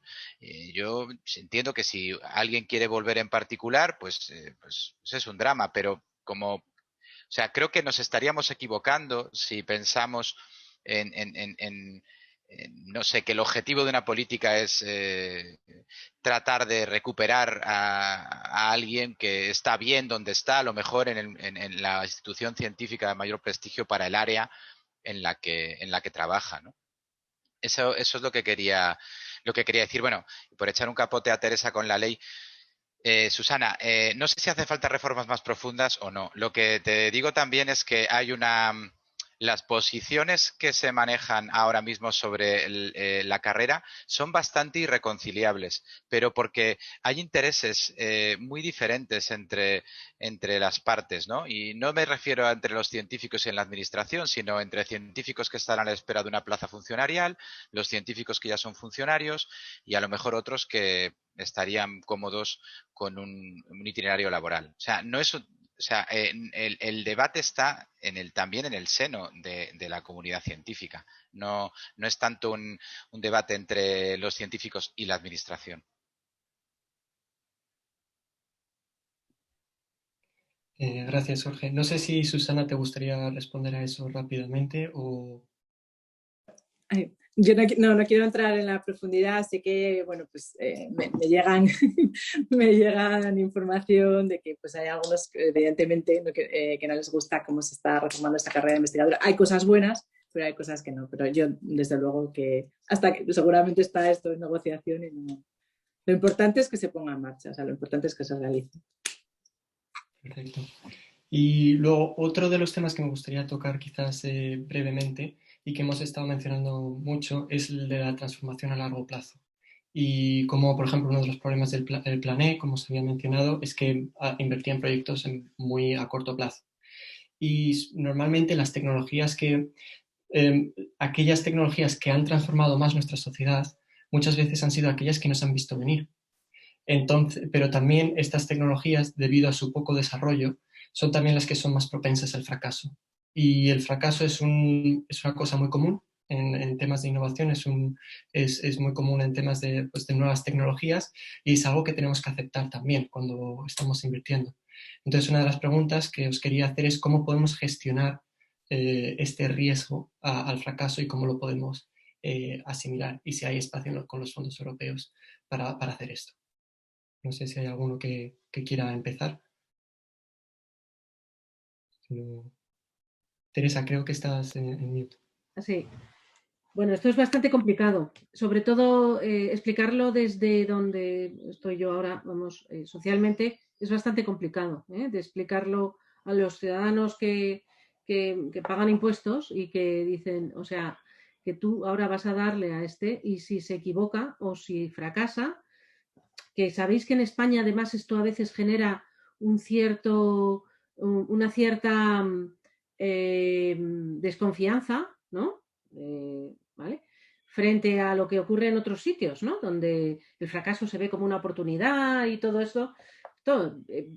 Hay que explicarlo muy bien, no a los que estamos seguramente conectados hoy aquí, pero a gente que no está aquí conectada, hay que explicarle muy bien que a alguien le vas a dar una oportunidad habiéndose equivocado, porque a lo mejor pues, puede ver malas intenciones y todo. Yo desde luego no estoy en eso, ¿no? Se ha presentado en España, por ejemplo, hace un mes, ¿no? O 2 meses, ya no recuerdo. El tiempo se me pasa de una manera rara ahora. Esta estrategia española, España Nación Emprendedora, que se ha presentado, se ha publicado desde el Alto Comisionado para España Nación Emprendedora, que se llama así, en el que se habla de esta parte, sobre todo en el ámbito de la innovación, ¿no? Desde luego, si hay más dinero corriendo por ahí, dinero que en general no va a ser público, no tiene por qué ser público, será público y será privado, será más fácil el ir al fracaso. Y para eso están estos fondos de capital riesgo, ¿no? También Ahora aparece esto que ha comentado Susana sobre el EIC, sobre el acelerador del European Innovation Council, que también va a tener yo creo que, bueno, ya hay unos pilotos corriendo, ¿eh? Lo que ocurre es que, por ejemplo, para nuestras empresas, lo que estamos detectando es que nuestras empresas que tenían muchísimo éxito en programas como el SME Instrument pues ahora están teniendo algunos problemas más. Pero bueno, esta es otra historia. Desde luego, tenemos que convivir con esto, ¿eh? Tenemos que aprender a convivir y saber explicarlo. Y seguramente algo tenemos que hacer. Y tener cuidado porque cuando uno juega con fondos públicos, además, hay que, si alguien, o sea, no hay que ser tampoco tan confiado o tan panoli en algunos casos de decir, bueno, es que esto es la parte del fracaso cuando hay algunas personas que no están tan bien intencionadas, ¿no? Porque también los hay, ¿eh? O sea, yo estoy de acuerdo ¿qué piensas? No, estoy de acuerdo contigo. La cultura del fracaso en España, pero en Europa en general, pues está muy mal gestionada, ¿no? Y algo hacemos mal cuando aquí hay tan pocos unicornios en Europa, por eso no digo en España. Y de ahí que cuando siempre se pregunta a la comisión, porque le preguntamos por qué no hay unicornios, haya salido el instrumento que tú dices del EIC, de que por primera vez Europa, pues la Unión Europea, invierta en el capital de empresas altamente de alto riesgo tecnológico, ¿no? Como decías tú. Yo creo que eso es un primer paso. Y yo creo que en España otro paso importante sería lo que antes también decía, que con estos fondos se revisen los incentivos a las empresas innovadoras y que se lleve a cabo esa ley de startups que siempre está ahí, que yo creo que todos estamos de acuerdo, pero en realidad yo trabajé mucho. Susana, solo un paréntesis, estamos en ellos. Sí, pero que también nos ha hecho, hay un coste, o sea, que tiene un coste que a lo mejor ahora sí que se puede, porque yo había trabajado y ahora mismo a lo mejor es el momento porque yo creo que se puede abordar, ¿no? Y abordar los problemas que tienen estas compañías de acceso a la financiación, de atracción, de retención de talento, de exceso de burocracia y de la colaboración con las grandes. Por lo tanto, ahora yo creo que la idea la tenían, o sea, está, y ahora el momento es usar los fondos para esto, me parece fundamental. Sí, yo creo que a gran escala todo el programa es una mano tendida del sector público, es decir, de todos nosotros, porque pagamos con nuestros impuestos esos fondos, al sector privado para que dé un paso hacia el futuro. No es un fondo para rescatar a empresas en crisis, ni siquiera para que recuperen lo que estaban haciendo, sino para que den un salto, para que aprovechen esta especie de reseteo general para abrazar el futuro más rápidamente, ¿no? O sea, y ese es el papel que tiene que tener el sector público, y no solo con los fondos, sino, insisto, también con las regulaciones adecuadas. Aunque este es un club de científicos y yo tengo formación científica, también me gustaría aquí lanzar un mensaje de un cierto escepticismo si alguien piensa que la ciencia va a resolver todos nuestros problemas. Tan importante como la ciencia es el cambio de la conducta de las personas a nivel individual, el cambio en la manera de organizarnos, en las reglas con las que nos relacionamos, ¿no?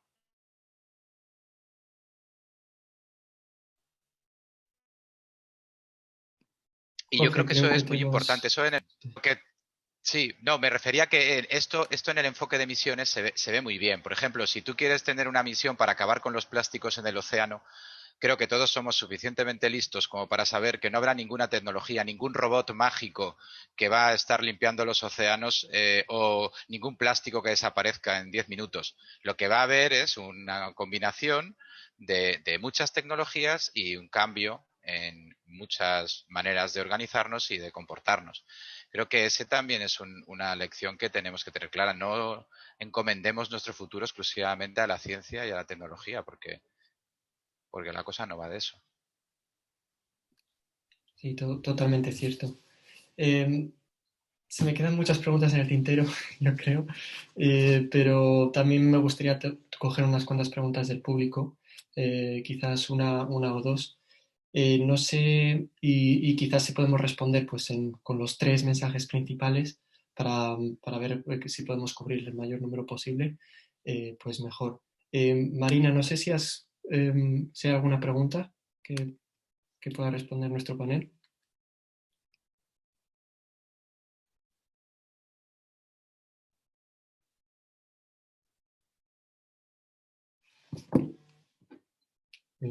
No sé si hemos perdido a Marina.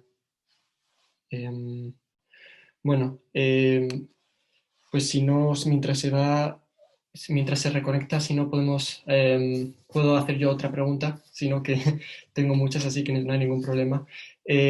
Podemos quizás mencionar un poco el tema de la gestión, que no hemos ahondado tanto. Susana creía que había un riesgo particular de que muchos de estos fondos no se aprovechen y no se ejecuten en base a la experiencia que hemos tenido antes. A mí otro tema que también me preocupa un poco es el acceso de las pymes a los fondos europeos. Por ejemplo, si miramos solamente a los proyectos presentados por Endesa e Iberdrola, solamente esos dos proyectos son ya uno de cada dos fondos. Uno de cada 2 euros de los fondos considerados. Así que me gustaría preguntaros muy rápidamente si compartís esa preocupación o si quizás sois algo más optimistas. Sí, Teresa. Respecto de la ejecución de los fondos europeos, antes Susana yo creo que está muy acertada. Nosotros, esto que os he contado, este resumen de nuestro plan de recuperación, es un resumen, quiero decir.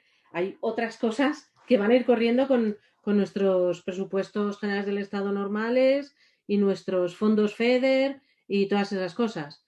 Hoy teníamos una reunión, enésima reunión con la Comisión Europea para hablar del plan estatal y de cómo se adecuaba a los objetivos estratégicos digamos, de FEDER que Susana ha participado en ellos, todo esto del mecanismo, ¿cómo se llama?, de descubrimiento emprendedor y cosas de estas, que son nuevos conceptos que tenemos que adoptar, ¿no?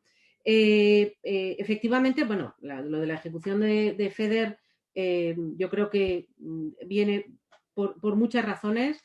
Yo tengo en mi unidad una senda FEDER no desdeñable, que tengo que decir que en el último trimestre del año 20, que era ya, digamos, casi la última oportunidad, hemos firmado 15 convenios de compra pública e innovación súper grandes, también porque lo de el exceso de burocratización del sistema es verdaderamente, yo creo, que un problema que entre todos debemos solucionar. Pero no voy a hablar más de esta parte del exceso de burocratización. Y había una segunda parte que has dicho, Diego, que quería decir algo y que se me ha olvidado. El acceso de las pymes a los fondos, yo creo. Bueno, yo creo que hay una confusión en esto de los proyectos que se han presentado. Se han presentado manifestaciones de interés. No se han presentado todavía proyectos porque todavía no ha habido, en lo que hemos visto, no ha habido convocatorias. Ha habido convocatorias de manifestaciones de interés que no dejan de ser más que eso, manifestaciones de interés, y es que se ha censado, digamos, al mercado o a las empresas y ha dicho, ¿tú qué harías? ¿No? Y entonces la gente ha dicho, pues yo haría esto, esto y esto. Todo eso luego habrá que ver lo que se quiere financiar, lo que no, lo que se localiza y se harán convocatorias. ¿Vale? O sea que, y nosotros no hemos hecho manifestaciones de interés así tan grandes porque nos parecía no tenemos medios para luego evaluarlas y nos vamos a ir directamente a las convocatorias competitivas donde las pymes tienen muchísima relevancia, desde luego. Bueno, yo muy rápidamente, porque lo nombraba antes en mi introducción inicial, me preocupa mucho nuestra ejecución de los fondos porque se solapan ahora muchos, ¿no? Se solapan y encima nos vienen todos estos fondos extraordinarios. ¿Cuáles son las causas? Bueno, Teresa nombraba algunas. La burocracia, sin duda, y ahí estamos haciendo a nivel europeo, como estamos haciendo los nuevos reglamentos, estamos ocupándonos de que sea mucho más sencillo, pero yo creo que todavía hay que hacer este ejercicio en España, porque son burocracia en las comunidades autónomas, en los municipios, o sea, no es solo, yo creo que este ejercicio hay que hacerlo porque para mí puede ser un cuello de botella. Hablaba el otro día con una comunidad autónoma, una dirección general de fondos, que me decía que tenía 3 veces más, que va a tener 3 veces más en el próximo 3 años y tiene el mismo personal, pues tiene que hacer una gestión mucho más simple. También, ¿por qué no lo hemos ejecutado bien? Bueno, porque salíamos de una crisis horrorosa en el otro periodo. Entonces, las comunidades autónomas tenían que cofinanciar. Sabes que los fondos europeos en medida se cofinancian y pues muchas comunidades autónomas no tenían cómo hacerlo. Y el otro problema, que yo creo que esto también hay que tomárselo más en serio, es porque en el pasado no siempre España ejecutó mal los fondos. Lo decía antes, cuando se hacían aeropuertos, carreteras, grandes proyectos, era mucho más fácil ejecutar. ¿Qué pasa cuando hacemos proyectos de innovación? Pues que son proyectos mucho más pequeños, que necesitan mucho más el trabajo con los centros de investigación, con las universidades, y esos proyectos son mucho más difíciles de ejecutar. Mi miedo ahora es que en los próximos reglamentos, como os he dicho, y como decía Teresa, los fondos FEDER se tienen que dedicar a innovación. Por lo tanto, todos los proyectos van a ser de este tipo o proyectos verdes, y de ahí que si no nos preparamos con una infraestructura importante, pues que no podamos ejecutarlos. Y de ahí que sea tan importante, y lo hemos incluido, la asistencia técnica, o sea, ayudar a las pymes a poder presentarse, porque lo que ocurre, y a mí me da mucha pena, es que muchas de las pymes no van a los fondos europeos, no digo los Next Generation, digo los fondos ordinarios, porque es muy complicado para ellos llegar a ellos, ¿no? Y es muy complicado gestionarlos, no saben dónde está la información, y pues de ahí que sea tan importante que en Europa pues financiemos esa asistencia técnica. Sí, yo creo que hay un problema añadido al de la burocracia del que se habla menos, pero yo lo siento, tengo que decirlo, y es la falta de recursos humanos y de sistemas adecuados dentro de la administración. Esto es una cosa muy, muy seria, porque además hablabais de atracción de talento. Bueno, pues por desgracia el sector público tiene muchas dificultades, no para atraer talento, que hay gente estupenda y que además está sacando adelante el trabajo de forma heroica, sino para incentivar ese talento, para ofrecer carreras atractivas, para no quemar a las personas que sí que están dispuestas a trabajar de sol a sol por el servicio público, ¿no? Que las hay y como digo, son héroes, ¿no? Esto es la realidad. No le voy a pedir a Teresa que nos cuente con cuántas personas tiene ella, no digo cuántas aparecen en su RPT, en su descripción de puestos de trabajo, sino con cuántas trabaja ella. No voy a hacerle pasar por el trago de decirlo, pero yo sé que son seguro muy pocas. Las contaría con los dedos de la mano. Y tiene una gran responsabilidad, Teresa, porque tiene bajo su Secretaría General pues el reto de fomentar la política de innovación en un país de 50 millones de habitantes, ¿no? Entonces, esto es muy tremendo, y aquí el decreto que nos prepara para los fondos también lanza ideas interesantes.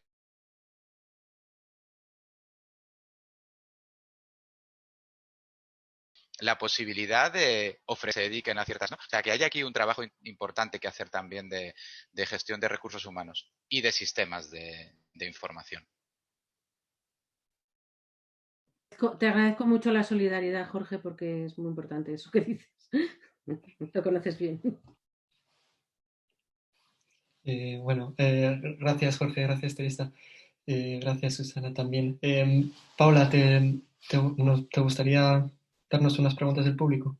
Sí, bueno, Marina nos manda disculpas porque está teniendo problemas técnicos, así que voy a entrar yo con algunas preguntas del público. He hecho un megamix porque hay varios temas que se están preguntando. Por ejemplo, Álvaro Muñoz nos escribe que cómo se puede convertir la investigación en proyectos empresariales y que qué medidas concretas son las que proponéis o se pueden llevar a cabo en el marco de los fondos europeos. Y un poco en esta línea también Javier Ibáñez nos pregunta si está preparado el tejido industrial de nuestro país para llevar a cabo proyectos de este tipo con estos fondos. Y luego también, siguiendo toda esta línea, nos preguntan si habrá capital semilla dentro de los fondos europeos para estas startups que nacen de la investigación universitaria. Bueno, la respuesta es sí, creo que sí a todo. Vamos a ver, va a haber capital semilla por nuestra parte directamente hecho con fondos propios, o sea, con fondos con la sociedad invierte, que no es una sociedad que utilice fondos de los bancos como puede ser Fondico, por ejemplo, del Ministerio de Asuntos Económicos, sino que es una sociedad que utiliza fondos propios, ¿vale? Es una sociedad propia de CEDETI, 100% CEDETI, y por tanto pública, de todos nosotros.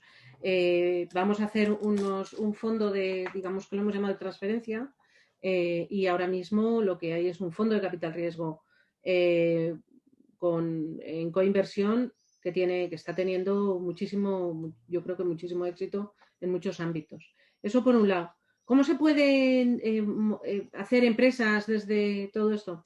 Bueno, hay iniciativas, yo creo que no todo cae en la Administración General del Estado, hay iniciativas regionales, municipales, ciudadanas, por supuesto empresariales. Quiero decir, las aceleradoras que tienen algunas corporaciones son, y con modelos muy interesantes, ¿no? Pues como puede ser Guaira, por ejemplo, en Telefónica, o como puede ser la aceleradora que tiene Iberdrola en temas de renovables, o como puede ser Collider, por ejemplo, el modelo Collider en Mobile World Capital, ¿no? O sea, estos son, estoy citando algunos ejemplos que nada tienen que ver con nosotros, o sea, que nosotros, en los que nosotros no participamos, pero con los que nosotros, desde luego, sí queremos apoyar en el sentido de decir, esto es una buena idea. Hay algunos que funcionan mejor para proyectos científicos, otros funcionan mejor para proyectos más de tipo de innovación en modelo de negocio o en innovación más de proceso o lo que sea, ¿no? De donde luego pueden salir pues grandes empresas, oye, modelos tipo Privalia o Globo no son desdeñables, pero no son el aspecto de lo que nosotros estamos hablando. Nosotros estamos hablando de empresas, pues a lo mejor que están, haciendo cohetes para lanzar nanosatélites que se están haciendo en Elche, ¿no? O haciendo cápsulas para Hyperloop. Estamos hablando de cosas con una tecnología muy, muy arriesgada, pero que puede tener un impacto muy, muy grande también, ¿no? Entonces, yo creo que sí va a haber, esto es algo que está recogido en el programa. No solo en el nuestro, sino también particularmente en el de industria. Industria tiene todo un componente dedicado a las pymes, en el que desde luego ahí va a haber fondos provenientes de NISA y de otras fuentes. ¿Sí?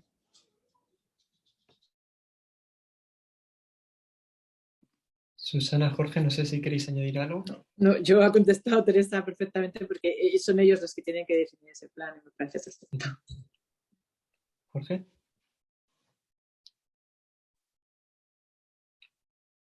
No sé si hemos perdido a Jorge. Vale. Bueno, de todas formas, soy consciente de que ya son las 8 menos cuarto en España y que hemos tardado, estamos acabando un poco más tarde de lo previsto, y aunque podríamos estar hablando sobre este tema durante horas y horas y horas, creo que quizás ha llegado el momento de concluir el evento. No sé si antes de cerrar, Bernardo, no sé si te gustaría decir algo o voy directamente al cierre. No, Diego, muy brevemente. Yo creo que agradecer. La charla es interesantísima y es que es un tema tan multidimensional que cada una de las áreas tocadas uno se queda con ganas de mucho más. Tenía aquí apuntado pues todo el particular muy bonito, narrativo que nos ha contado Jorge sobre el momento Apolo, nuestro momento Hamilton que ha vivido o está viviendo Susana desde Europa, la falta de recursos humanos dentro de la administración y, oye, cómo somos como país, que tenemos dificultades para ejecutar y el desafío que se enfrenta Teresa también es súper interesante. Y la verdad es que, como decía, muchas dimensiones y que probablemente tengamos que hacer una segunda edición. Yo creo que, Diego, solo de verdad agradeceros. La verdad es que como presidente de la asociación, viendo cómo crecéis y cómo vais asumiendo roles, Marina, Paula, tú y el resto del club de científicos y los 400 o 500 miembros que sois ya, yo no puedo dejar de sentirme orgulloso. Así que para mí las palabras de agradecimiento para vosotros. Y luego también me gustaría, yo creo que tomar un poco conciencia de la oportunidad que tenemos de charlar con los tres ponentes, porque están mirando los cargos y los tratamientos protocolarios, ¿no? Para que nos diéramos cuenta de la ilustrísima Secretaria General de Innovación, en este caso nuestra amiga Teresa Riesgo, y la excelentísima eurodiputada Susana Solís, y el excelentísimo director general de la Fundación Cotec, Jorge Barrero. De verdad, muchas gracias a vosotros y como ciudadano de a pie y representante de un poco de este grupo, desearos lo mejor. O sea, que Teresa tome las mejores decisiones y te bases en los mejores contactos que puedas mover. Susana, que esa labor de oposición que hacéis Garicano y demás desde Ciudadanos, que yo creo que hace que tomemos mejores decisiones colectivas. Y Jorge, que es un excelente muñidor de voluntades y tiene muchísima experiencia, que ayude a que como país construyamos los mayores activos. Y en la medida de lo posible, que sepáis que hay aquí un conjunto de gente que tiene vamos a decirlo así, una pequeña plataforma para difuminar y diseminar vuestras ideas y con activos humanos tan potentes como nuestro amigo Diego, nuestra amiga Paula y nuestra amiga Marina, entre otros muchos. Así que con ese agradecimiento genérico. Gracias, Bernardo, por tus palabras. Y bueno, gracias a todos por estar aquí con nosotros. Gracias a nuestros ponentes. Espero que hayáis disfrutado esta conversación tanto como lo he hecho yo y seguro tanto como lo ha hecho el público. Y bueno, gracias también a la Fundación y gracias en especial a Bernardo, Paula, Marina, Borja y Julián por toda su ayuda en la organización de este evento. Así que eso, gracias a todos y hasta la próxima. Muchas gracias a vosotros y enhorabuena. Muchas gracias. Nos vemos. Muchísimas gracias. Y a vuestra disposición para lo que necesitéis, ¿eh? Sí. Bueno, mi contacto lo tenéis. Si necesitáis cualquier cosa, pues a vuestra disposición. Lo mismo digo. Estamos aquí para escuchar. No dudéis que algún día os llamaré para preguntaros cosas, ¿eh? Eso aprendo mucho.